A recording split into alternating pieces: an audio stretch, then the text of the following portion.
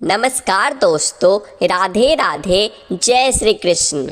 दोस्तों, आज मैं बात करने वाला हूँ हमारी शंख के बारे में। शंख से जुड़ी बहुत सारी भ्रांतियाँ होती है और सबसे पहले देखिए, हिंदू धर्म में कुछ चीज़ों को अपने घर में रखना बहुत शुभ माना जाता है। जैसे कि माना जाता है कि यदि पूजा घर में गंगा जल नहीं है तो फिर वो कहा जाता है कि वो पूजा घर कैसा, वो घर कैसा।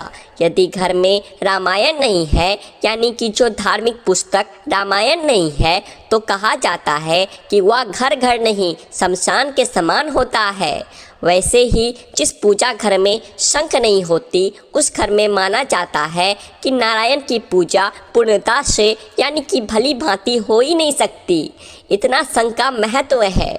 तो भगवान विष्णु का कोई भी स्वरूप आपके घर में है, भगवान विष्णु का, श्री राम जी का, लड्डू गोपाल जी का, अगर आप उनकी पूजा करते हैं और हाँ, आप गृहस्थ धर्मी हैं और उनकी पूजा नहीं करते हैं, तो आपकी पूजा पूर्ण भी नहीं मानी जाती।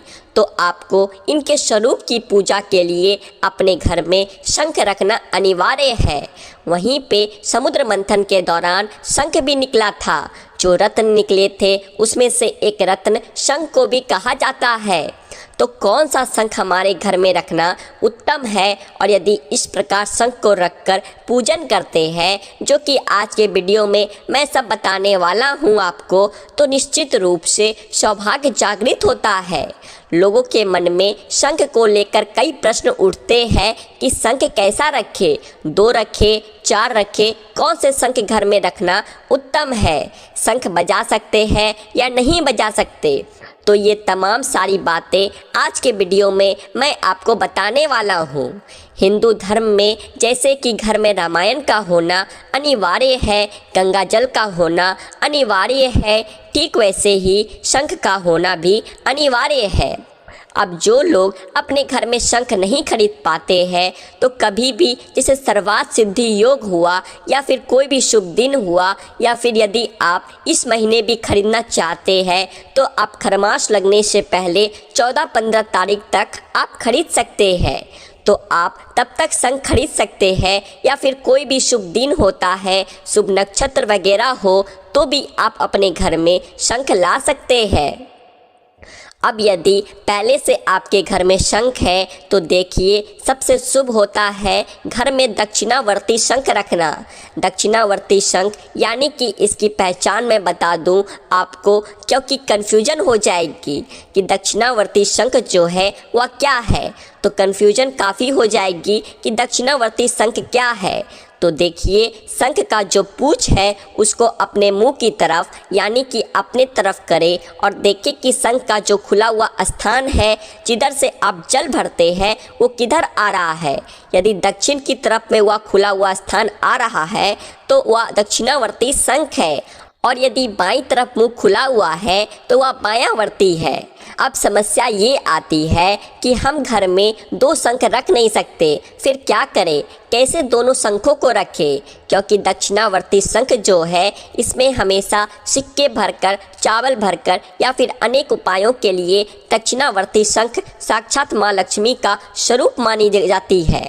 तो आप दक्षिणावर्ती और एक बजाने वाली, क्योंकि दक्षिणावर्ती शंख जो है वह बजती नहीं है और वामावर्ती जो है वह बजती है। तो ऐसे में दोनों शंख को एक साथ कैसे रखें, क्योंकि हमारे शास्त्र तो कहते हैं कि एक मंदिर में 2 शंख नहीं हो सकता।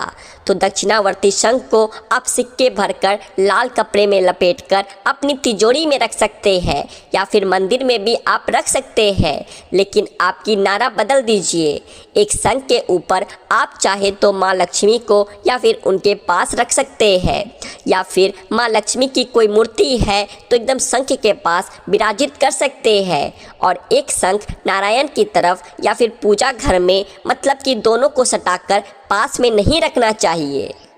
दूसरी महत्वपूर्ण चीज, अब यदि आप दोनों शंखों में से दक्षिणावर्ती शंख को आप चाहे तो अपने पैसे रखने के स्थान पर रखें तो ये सबसे शुभ होता है। मंदिर में भी रखना चाहते तो क्योंकि दो शंख हो ही जाती है, एक बजाने वाली और एक दक्षिणावर्ती शंख। दोनों ही शंखों से भगवान का अभिषेक कराया जा सकता है। जिन लोगों के घर में एक ही शंख है और उसमें सिक्के भर कर रखे हैं, वो लोग क्या करें कि सिक्के को निकाल कर भगवान को स्नान कराए, पुनः सिक्के को डाले और रख दे, क्योंकि अब थोड़ा सा ये मेहनत वाला काम हो जाता है। और दोनों दो शंख आपके पास है, यदि वामावर्ती शंख है तो प्रतिदिन जल भरिए, भगवान को स्नान कराइए और आप इस तरह का काम जरूर कर सकते हैं। कभी भी शंख को खाली करके नहीं रखा जाता। शंख में हमेशा चावल के दाने, सिक्के, तो कुछ लोग जल भरकर भी रखते हैं। तो सब अपने अपनी इच्छा के अनुसार करें, लेकिन शंख को कदापि खाली मत रखिएगा। शंख को कभी भी नीचे नहीं रखा जाता है, डायरेक्ट जमीन पे या फिर मंदिर में हमेशा एक आसन दिया जाता है। तो आप आसन नहीं ले पाए हैं तो आप कोई भी साफ सुथरा कपड़ा बिछाकर रख सकते हैं। आप किसी कटोरी प्लेट में रख सकते हैं। तो इस तरह से करके भी शंख को आप रख सकते हैं।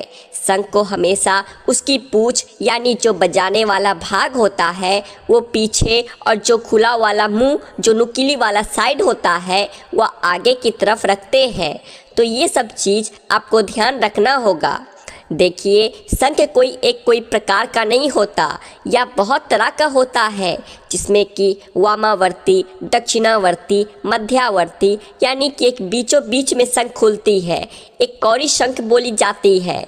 तो अनेकों अनेक शंख है, लेकिन प्रायः दो ही शंख जो है वो अक्सर देखी जाती है, वही तो मिलती है। तो अब आप एक समझ जाइए कि शंख का जल जो मैंने बताया था घर में छिड़कने के लिए, वो आप दक्षिणावर्ती, वामावर्ती, कौड़ी, मध्यावर्ती या फिर कोई भी शंख आपके घर में है तो किसी से भी आप ये सब काम कर सकते हैं। और देखिए, इसमें कोई भी संशय की बात नहीं है कि शंख का प्रयोग जो है चमत्कार नहीं करता। शंख साक्षात चमत्कार करता है। और जो मैंने सिक्के वाला उपाय बताया है, वो सिक्के वाला उपाय आप सभी ने जरूर किया होगा।